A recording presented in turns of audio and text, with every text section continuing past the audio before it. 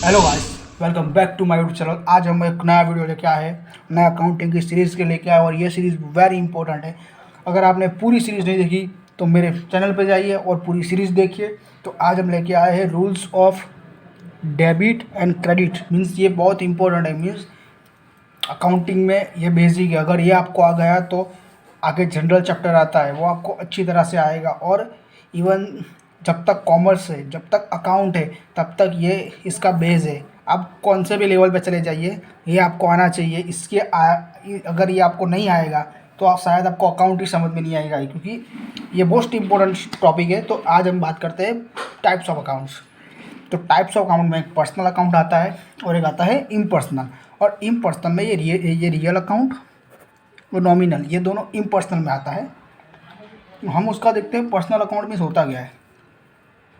तो personal account means कोई व्यक्ति होता है, मीन्स कोई पर्सन होता है, उसका पर्सन, तो उसको बोलते हैं हम पर्सनल अकाउंट। और सेकंड होता है real accounts. Means real means जो अकाउंट्स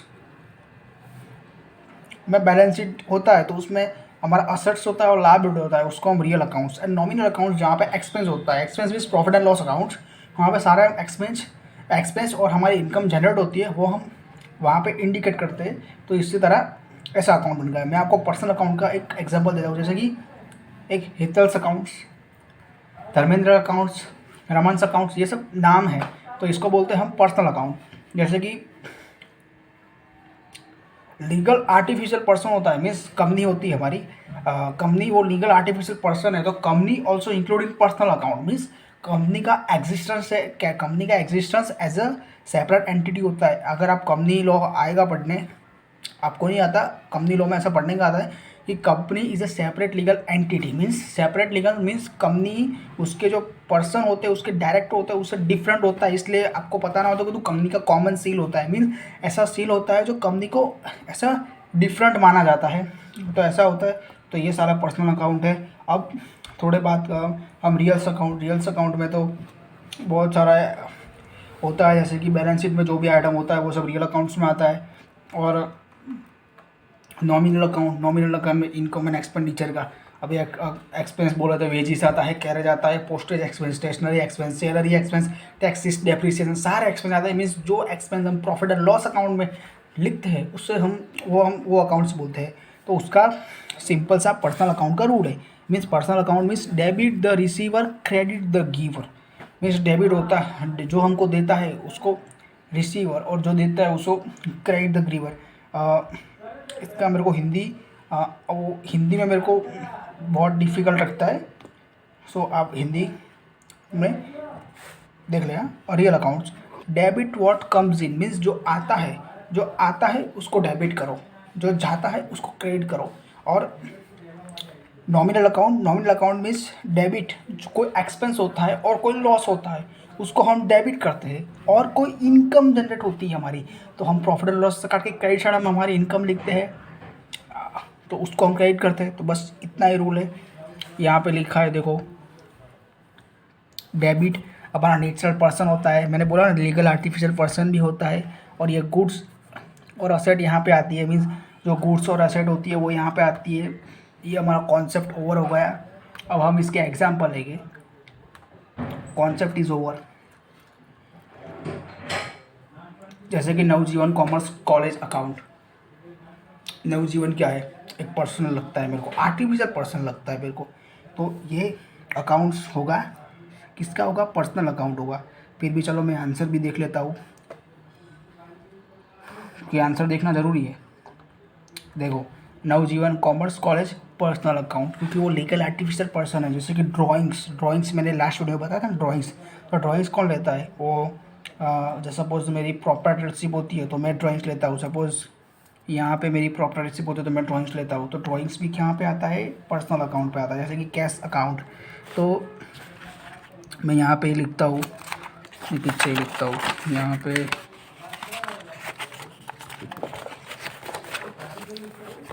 जैसे कि कैश अकाउंट है। जैसे कि यहाँ पे मैं लिखता हूँ, कैश अकाउंट ही लिखना चाहिए, हाँ। जैसे कि यहाँ पे मैं लिखता हूँ कैश कैश अकाउंट, तो कैश अकाउंट क्या पर्सनल आएगा? पर्सनल में कैश आएगा? नहीं आएगा। तो अभी सोचो कि रियल में आ सकता है। और मैं दूसरा सोचता हूँ नॉमिनल, मीन्स वहाँ तो मैं इनकम एक्सपेंस लिखता हूँ, कैश मुझे कैसे आया पता नहीं चलता। ऐसे सोचने का, एक बारी बारी तक चलने का। अगर आप इतने एक्सपर्ट नहीं हो गए हो कि आप सीधा करो और आपको आ जाएगा, तो ऐसे थोड़ा सोच के करने का। जैसे कि ये आता है रियल अकाउंट, अब मैं बोलेगा मैं रियल अकाउंट क्यों लिखा, क्योंकि ये पर्सनल में भी नहीं आता, क्योंकि ये कोई व्यक्ति का नाम नहीं है। सेकंड है कि रियल अकाउंट मीन्स गुड और service, means balance sheet asset. पता है आपको, बैलेंस शीट में असेट साइड पे कैश हम लिखते हैं, मीन्स कैश अवेलेबल। ये बैलेंस शीट पे कैश साइड पे हम असेट लिखते हैं, इसलिए आता है। अगर आपको बैलेंस शीट का पूरा फॉर्मेट अभी आपको नहीं पता चलेगा, लेकिन जैसे जैसे आपको टाइम हो जाएगा, आप ऐसे खुद प्रैक्टिस करोगे तब आपको पता चल जाएगा। तो अभी मैं दूसरा एग्जांपल लेता हूँ, या आप जितना एग्जांपल करोगे उतना आपको ज़्यादा अच्छा। मीन्स कोई सीख के नहीं आता है, सब सीखना पड़ता है। जैसे कि डोनेशन अकाउंट, जैसे कि यहाँ पे मैं लेता हूँ DON डोनेशन। अभी मैंने किसी को चैरिटी दिया, तो वो क्या कहाँ पे आएगा? जैसे कि मैंने एक मंदिर था, मीन्स मंदिर था, तो वहाँ पे मैंने 100 रुपया ट्रस्ट चैरिटी किया। तो चैरिटी मेरी असेट नहीं है, मैं पर्सन मीन्स ऐसा चैरिटी दिया है, तो मेरा क्या हुआ? चैरिटी एक्सपेंस हुआ, मीन्स चैरिटी मेरा एक्सपेंस हुआ। तो एक्सपेंस कहाँ पे आता है? तो नॉमिनल अकाउंट। अब मैं दूसरा लेता हूँ machinery account, MACHINAR machinery account. तो मशीनरी क्या है? मेरी असेट है। तो असेट कहाँ पे आता है? बैलेंस शीट में आता है। बैलेंस शीट के लिए कौन सा? मशीनरी क्या है? मेरी असेट है। असेट कहाँ पे आती है? असेट आती है बैलेंस शीट पे आती है। और बैलेंस शीट पे लिए कौन सा अकाउंट है? Real account.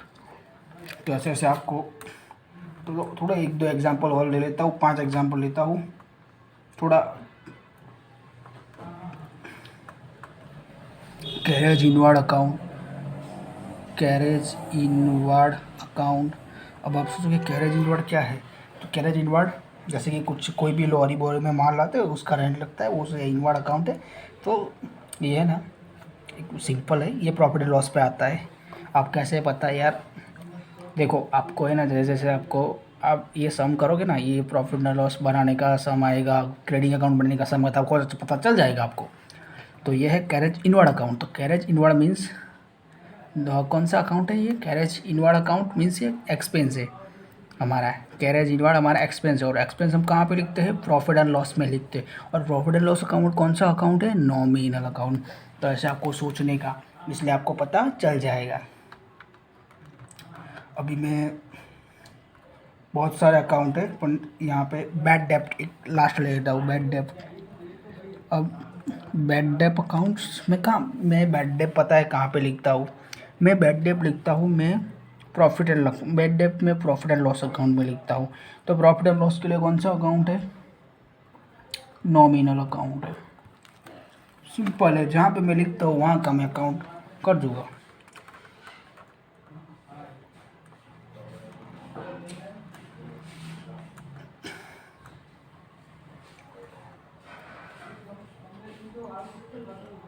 ये सारे मैं अभी और एग्जांपल बहुत सारे हैं, लेकिन बहुत टाइम की कमी की वजह से बहुत सारा नहीं करवा सकता मैं। लेकिन आपको मेन कॉन्सेप्ट है, अगर कॉन्सेप्ट आपको आ गया तो फिर क्या दिक्कत है?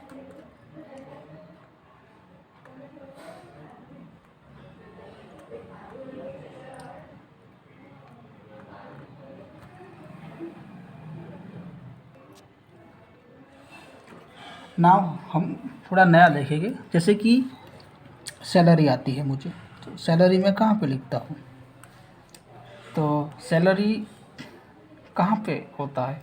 तो सैलरी नॉमिनल अकाउंट पे होता है। अब नॉमिनल में इसलिए होता है क्योंकि एक्सपेंस होता है। लेकिन अगर सैलरी आउटस्टैंडिंग हो तो क्या करेंगे हम? जैसे कि यहाँ पे सैलरी आउटस्टैंडिंग हो, मीन्स मेरे बॉस इतना खड़ूस है, मेरी सैलरी मुझे नहीं दी, तो वो कहाँ पे लिखेंगे? तो बोले बच्चों ये बढ़िया है, तो ये पर्सनल में आ जाएगा। क्योंकि क्यों आएगा पर्सनल में? नहीं, हमको जानना है क्यों आएगा। क्योंकि आउटस्टैंडिंग सैलरी हम लायबिलिटी साइड लिखते हैं। अब आप बोलोगे आपने तो बोला था कि real account, balance sheet means real account. नहीं बच्चों, ये जनरल रूल्स है। फिर एक और रूल्स आता है, जैसे कि सैलरी आउटस्टैंडिंग होती है। किसकी सैलरी आउटस्टैंडिंग होती है? इंसान की होती है ना। इंसान ने काम किया होगा तो उसकी सैलरी आउटस्टैंडिंग है, इसीलिए ये पर्सनल आता है और इसीलिए ये लायबिलिटी कहा जाता है। जैसे कि सैलरी पेड इन एडवांस, तो एडवांस मीन्स एक इंसान है, उसने 30 दिन लगातार काम किया, किसके लिए? सैलरी के लिए। तो अगर उसको सैलरी मिलती है तो वो भी पर्सनल में आएगा। ऐसे जैसे कि रेंट पेड हो गया, रेंट आउटस्टैंडिंग हो गया, कमीशन हो गया, ब्रोकरेज हो गया, ऐसे आता ही रहेगा और हमको करना पड़ेगा उसका।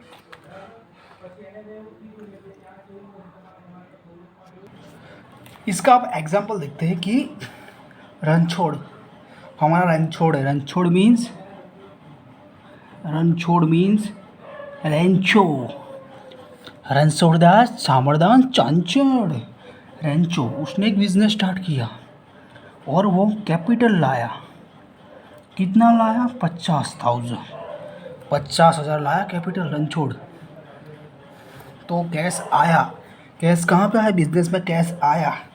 तो आया तो मीन्स जो आता है वो डेबिट होता है। तो cash account debit to capital account. जैसे कि ऐसे बहुत सारे एग्जाम्पल है, तो आप ये सब एग्जाम्पल देख लेना। आई होप आपको वीडियो पसंद आया होगा। अगर आपको इसका एग्जाम्पल का पूरा एक वीडियो चाहिए तो कमेंट करिएगा, वीडियो को लाइक करिएगा, शेयर करिएगा और सब्सक्राइब करिएगा। अब तक के लिए जय हिंद।